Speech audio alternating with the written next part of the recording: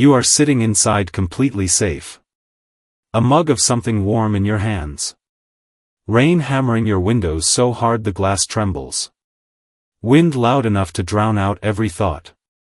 And then, in the middle of all of it, you glance at your bird feeder. Empty. Not just empty, completely abandoned. The same feeder that had a dozen birds fighting over seeds 2 hours ago. Gone. All of them. Every single one. Where did they go? That little black-capped chickadee that visits you every morning. The house finch you have been watching since spring. The pair of mourning doves that always arrive together. Right now, somewhere outside in that storm, they are alive, or they are not. And you have no idea which one is true. What backyard birds actually do the moment a storm hits is one of the most underreported stories in all of wildlife science. Not because researchers haven't looked, but because until very recently, the technology didn't exist to follow something that weighs less than a sheet of paper through a weather system the size of a state. Now it does. And what scientists have discovered using micro-GPS tags, thermal imaging, and precision Doppler radar will permanently change the way you look at every bird outside your window. Here is the first thing you need to understand. Your birds are never surprised by a storm. Not once. Not ever. While you are still checking your weather app, your birds already know. They knew hours ago. Some species detect what's coming more than 24 hours before the first raindrop falls. Inside the inner ear of every bird sits a structure called the paratympanic organ. It is essentially a biological barometer, a pressure sensor so exquisitely sensitive it can detect microscopic shifts in atmospheric pressure that no human instrument was designed to track at that scale. The moment a severe low-pressure system begins approaching, still hundreds of miles away, still invisible on radar, that organ fires a signal through the bird's nervous system. Not a suggestion. An alarm. Researchers at the University of Tennessee captured this response in real time when they tagged golden-winged warblers with tiny geolocators just before a tornado outbreak. The birds departed their roosting area 24 hours before the storm arrived. They flew 1,500 kilometers south to avoid it. Then they flew back when it passed. Your backyard birds cannot fly 1,500 kilometers. But their alarm system fires just the same. And they respond the only way their size and territory allow. They eat. You have seen this before and never understood what you were watching. In the hours before a major storm, your bird feeder does not just get busy. It becomes frantic. Birds crowding each other out. Species that normally avoid each other feeding side by side. A kind of desperate urgency that feels different from normal morning feeding. It is different. A small songbird's metabolism runs at a speed that is almost incomprehensible to us.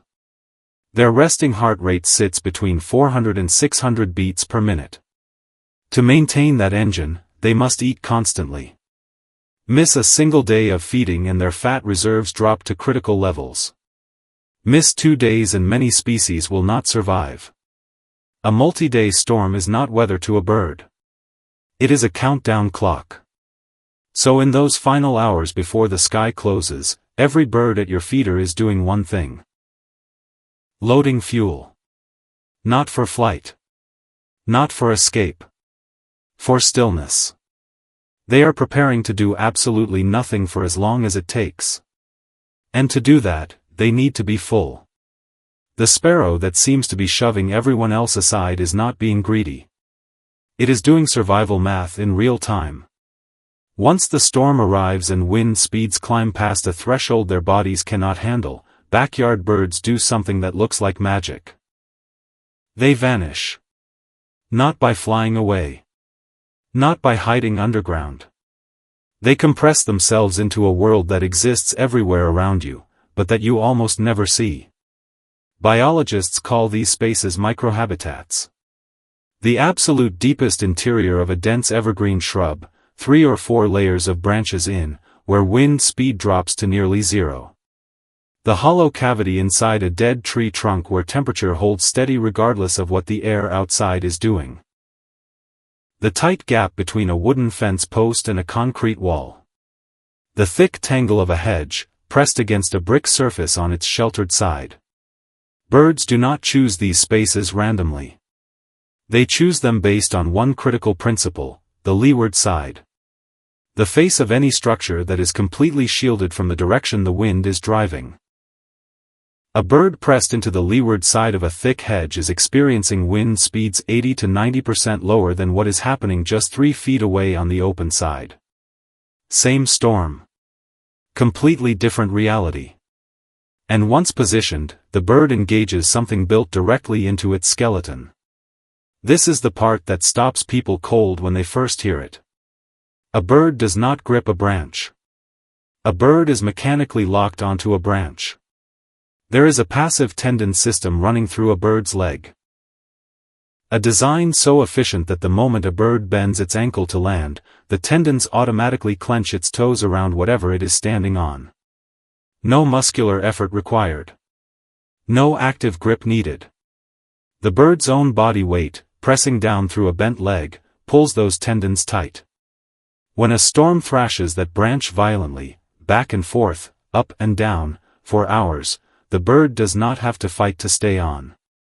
It cannot fall off. The locking mechanism only releases when the bird consciously straightens its leg to fly. The tree is moving. The branch is moving. And the bird is simply attached to it, riding the chaos the way a sailor rides a mast, not by fighting the motion but by being mechanically joined to it. Cold is the next threat. And rain. A bird caught in a prolonged downpour with wet feathers and no fat reserves will die faster than you would expect. So the moment a bird settles into its storm position, 2 systems activate simultaneously. The first is the uropygial gland. A small oil-producing gland near the base of the tail. Every bird reaches back with its beak and begins spreading that oil across its feathers in careful, methodical strokes.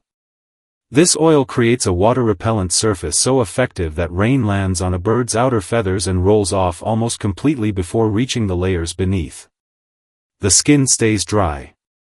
Core temperature stays stable. The second is something you may have noticed on cold mornings without realizing what you were seeing. A puffed-up bird. When a bird ruffles and expands its feathers during bad weather, it is not sick. It is not cold in a way that is harming it. It is building an insulation layer. Every puffed feather traps a pocket of warm air between itself and the next layer. Those pockets stack. The bird's apparent size nearly doubles. And inside that expanded shell, the bird's core temperature holds steady while the air around it drops toward freezing. Grip locked. Skin sealed. Heat contained. The bird waits. Not every bird uses the same strategy. And the outliers are extraordinary. Take the hummingbird. A hummingbird's heart beats more than 1,000 times per minute at full activity. They require nectar intake nearly every 15 minutes while awake. A storm that lasts 18 hours does not just inconvenience a hummingbird. It kills one that is unprepared. So hummingbirds do something that looks, to any observer, exactly like death. They enter torpor. The bird finds a sheltered branch, hangs upside down, and shuts itself off.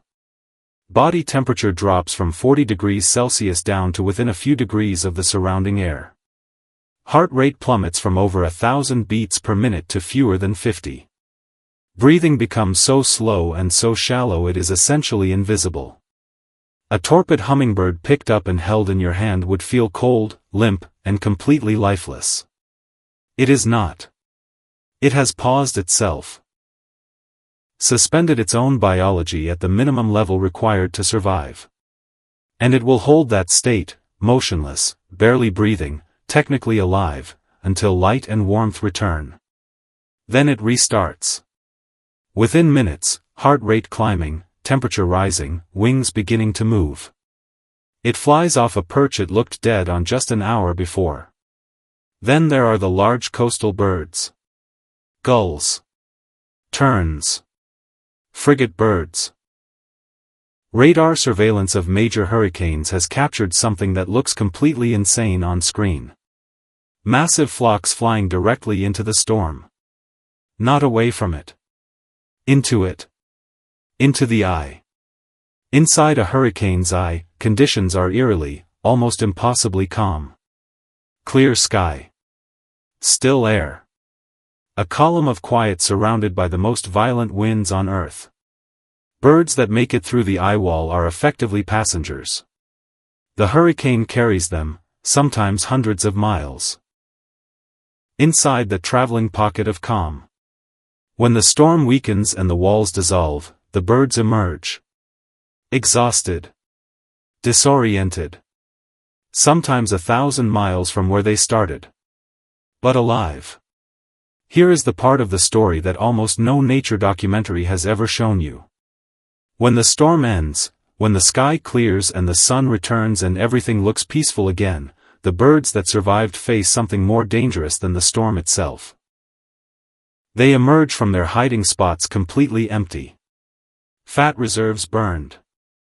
Energy systems running on nothing. And the world they come back to has been stripped. Seeds scattered by wind and buried under debris. Insects washed away or drowned.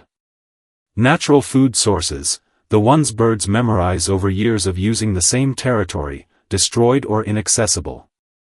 The birds that successfully weathered the storm now have hours, not days, to find enough calories to restart their metabolism. For smaller species, that window is brutally short. This is the moment your bird feeder does something that matters far beyond convenience. A feeder full of high-fat seeds in the 24 to 48 hours after a major storm is not hospitality. It is emergency rescue. The birds coming to your feeder after a storm are not the same casual visitors you see on a normal morning. They are survivors in a depleted landscape, running on fumes, landing on the one reliable food source they know exists. Fill it immediately after every storm. Sunflower seeds. Suet cakes. Peanuts. High fat. High calorie. Easy access. The storm is over. But the starvation clock is still running louder than ever.